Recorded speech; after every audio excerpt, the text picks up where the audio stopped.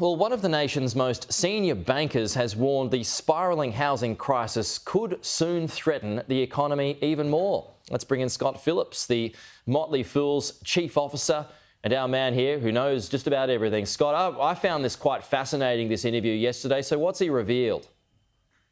Pete, good morning. Very kind of you, mate, but not quite everything.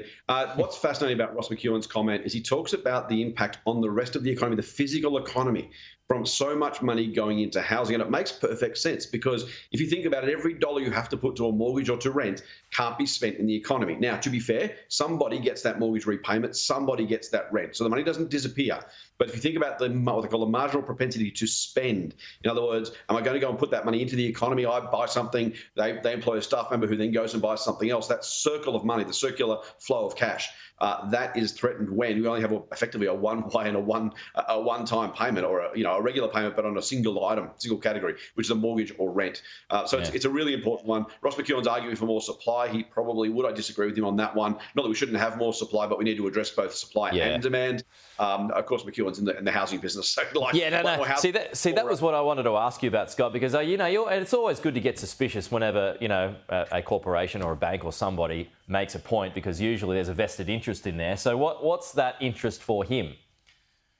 Yeah, as Charlie Munger says, never underestimate the power of incentives.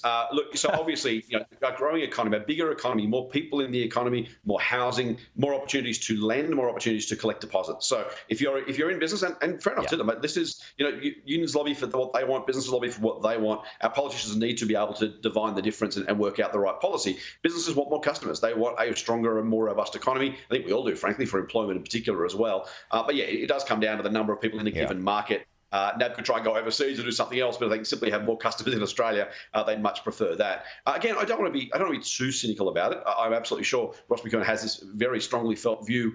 He would say not as a result of incentive or bias. So we need to be a little bit careful. I don't throw him under a bus here. But it is worth just thinking about, if you are in that position already, if that's the way you're thinking, you're probably going to come up with that solution. As I said, not the wrong one. I just don't think it's a complete solution because there are so many moving parts to this. Even though vested interest, whatever, I still found it interesting. It's one of the most important debates that's happening in this country right now. Just finally, there's a big one that's emerging this Thursday. The government is going to make its submission to the Fair Work Commission, Scott, about an increase to the minimum wage. So I put this to the Treasurer yesterday. He's quite stum on what that number is going to be, doesn't want to influence. That's the argument, etc., etc. Now, the union, the ACTU, has said this morning that it wants a rise of 5% to the minimum wage. So remember, it jacked up about 8% last year.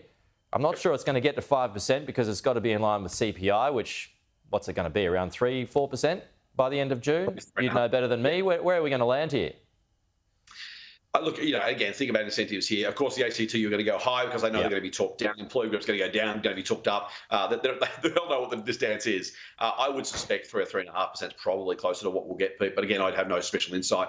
You're right, though. My biggest concern here is not that low-paid people don't deserve some relief, frankly, some support, given how tough they're doing it. But if you think about the challenges of the economy, Treasury papers late last year basically said wages are now one of the major contributors to inflation. Now, you can like that, you can love that, doesn't matter. The facts are the facts, right? Treasury's view is Treasury's view. And this is a Labor government Treasury. Again, not that I'm suggesting there's any bias there, but if there was going to be political bias or political involvement, you would suspect they would have downplayed that. So when you see those sort of numbers, say, okay, wages are a major contributor. Now, I'm not saying we shouldn't do it. I'm just simply saying if you do, there will be more inflation. The Reserve Bank will have to take the appropriate actions as a result. There are no easy choices here. There are no free options. Everything's going to have a consequence. Frankly, I think it's important that very low-paid workers in particular get some support. They don't have the ability. We talked about marginal propensity to spend. They're not saving a single dollar right now. They need every extra dollar we can find for them if we do it responsibly.